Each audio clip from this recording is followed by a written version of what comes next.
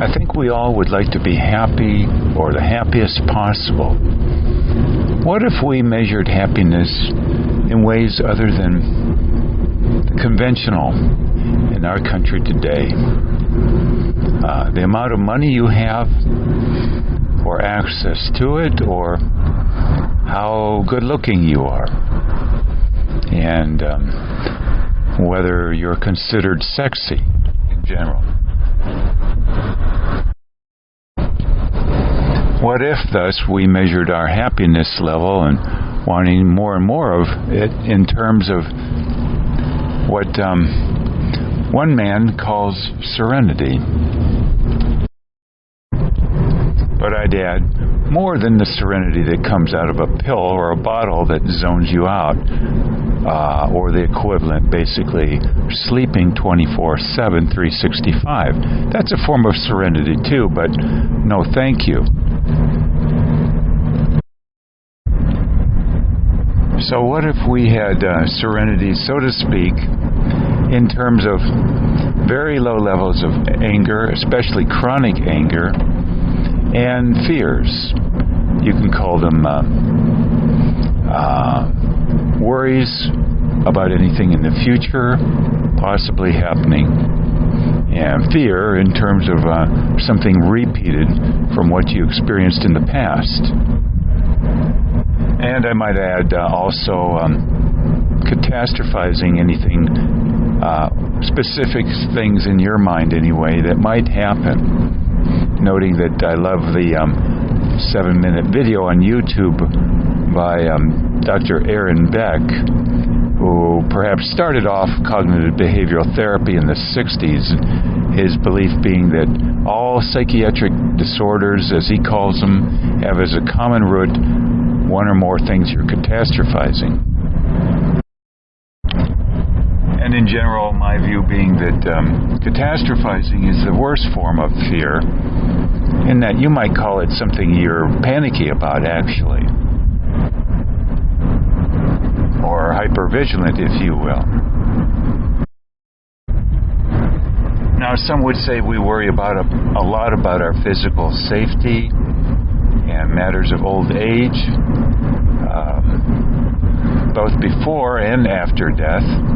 It seems in my mind these are all part and parcel of fears. And even the ubiquitous fear most all of us have of our self-esteem being injured, our sense of worth to others, especially if you might want to utilize it at a future point in time. Kind of like cashing in on what you believe to be a potentially future trade in worth of what you have to others. And I alluded to the concept of fears as per something feared after death, for instance, like severe punishments of some sort. This being a considerable part of the fear of death, I believe. Not just the process of dying, but what might possibly happen afterward, we reason. Depending in large part, I believe, upon how you were raised in terms of your religion. I think other than the fear of death, as per especially what might happen afterward, which is basically unprovable. You can hope for the best. I would say another huge fear of ours is tied to fear of being alone with our thoughts in a room, so to speak. The philosopher Camus talking about that.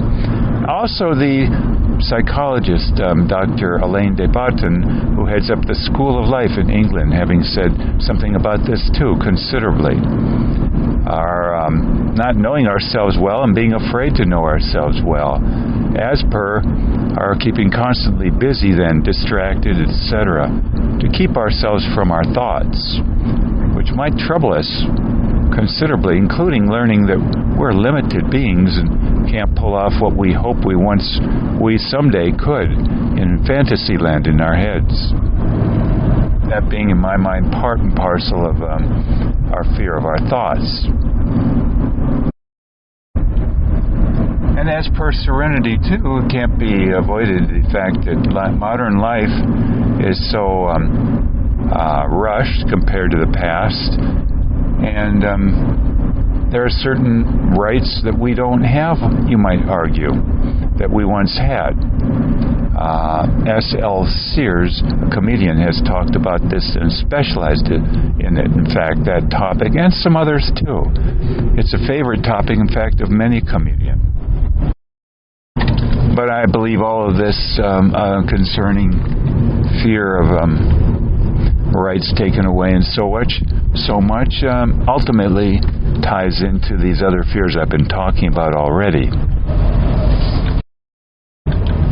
There's also the fear of regrets, that we might wake up on our deathbed or be on our deathbed and look back and regret this and that, not having done this or that. But in my mind, a lot of that, if not everything, has to do with failing to understand that we're limited beings with limited resources and plenty of constraints, both legally and biologically, physiologically, if you will. So what can you expect but that we're not going to pull off what we wish we could, and be, of course, comparing ourselves to others who did this or that we wish we could have.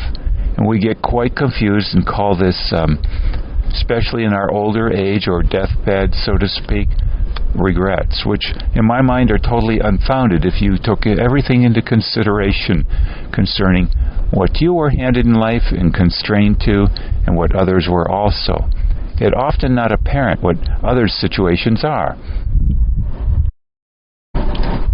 So then, with all of that said, seems to me that all complaints, all concerns about our relative financial status or matters of sexuality, our desirability to others, in other words, and pleasures we might experience or not, all of that, and what we call anger over supposed income inequalities, seem to me a rather moot point.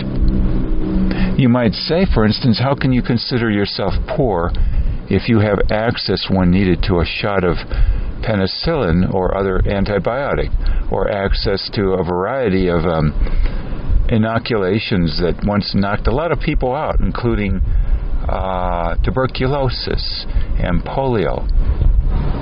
If you can get that, that's something that King Tut, with all his riches, couldn't get, and many others. Cleopatra, who knows who you might have venerated, even 150 years ago.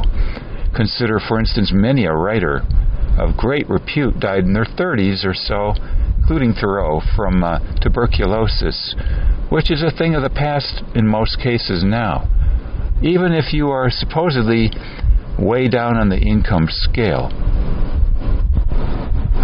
So those are my thoughts then on wealth and so on.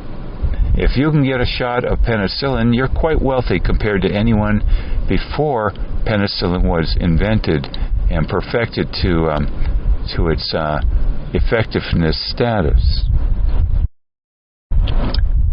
But in my mind, the greatest of wealth overall, just in a few simple words, is the degree to which you are not a catastrophizer about this and that.